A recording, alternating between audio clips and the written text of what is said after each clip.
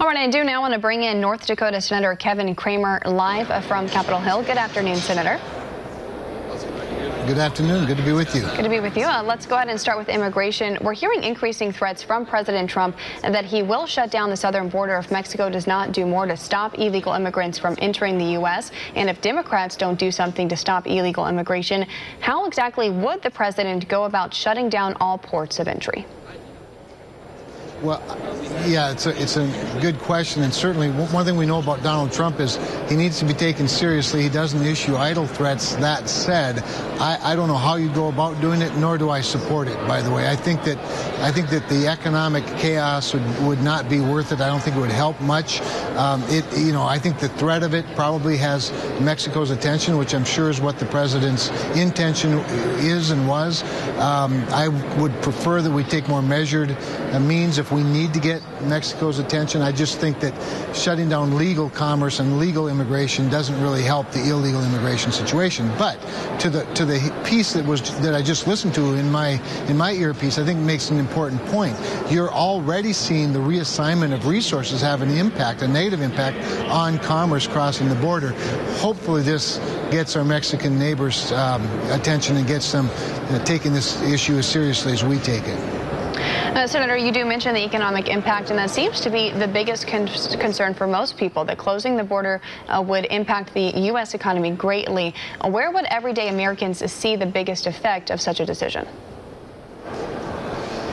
Well, clearly there's some of the more obvious things. We know, for example, whether it's fruits and vegetables that come into the United States or whether it's the sale of energy from the United States into Mexico, labor back and forth. Obviously, we are in a labor-constrained economy in the United States where there are more job openings than there are people looking for work. It would be pretty clear that it would have more than just a linear effect, that any one or all of those things have could have a cascading effect on our own economy. I certainly hope it doesn't come to that. I don't expect that it will come to that. My great hope would be that if we need to put pressure on Mexico, we can find other ways to do it in a more targeted way than disrupting the entire economy between the two countries. Now, Senator, keeping with the economy and specifically agriculture, your home state of North Dakota saw severe flooding last month. That specifically hit farmers really hard there. The disaster aid package that got stuck in the Senate this week did include relief funding for those farmers, but Democrats are held up on providing more funding for Puerto Rico. How can the federal government help those farmers now? What will it take to get a funding package passed? So you teed it up pretty well. The context is right on point. The initial package that the Democrats had did not include support for Midwestern farmers, but included support for Puerto Rico. Ours included support for Midwest farmers, but not for Puerto Rico. Now, the art of the possible usually involves people giving on both sides. I think the most recent proposal by Democrats is certainly a step in the right direction.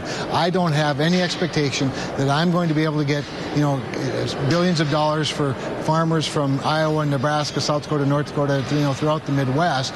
Let's not forget that it all starts with hurricanes in the South. I don't expect to get billions of dollars for that and not give something to the other side of the aisle that wants more support for Puerto Rico. That said, if we do provide more money for Puerto Rico, I hope we can provide some discipline as well, because Puerto Rico is a territory that has not done well prior to hurricanes. It certainly hasn't done well with the assistance that's been provided since the hurricane.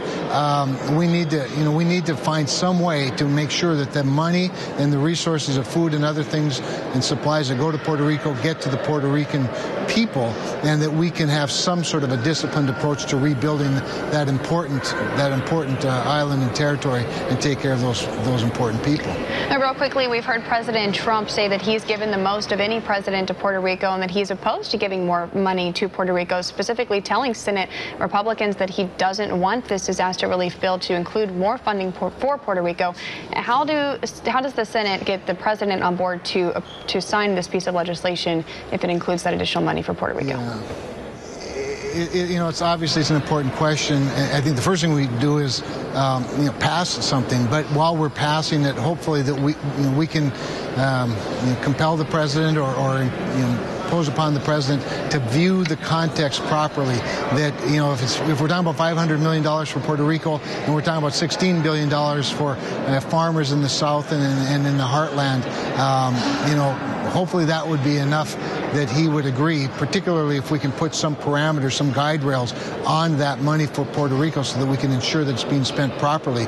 But, you know, I think it's important to also to remember Puerto Ricans are Americans too. That island, that territory, those are our people. And frankly, if we don't do as much as we can for them, we can create a bigger problem for the mainland and for the rest of the country. So, you know, it's the art of the possible. That's politics. It's the art of the possible. I think the possible is going to require some give and take on between the House and the Senate, between Republicans and Democrats, between the legislative branch and the executive branch, and hopefully we can appeal to the president. All right, North Dakota Senator Kevin Cramer joining us live from Capitol Hill. Thanks so much for spending some time with us here on One American News this afternoon. Have a great day.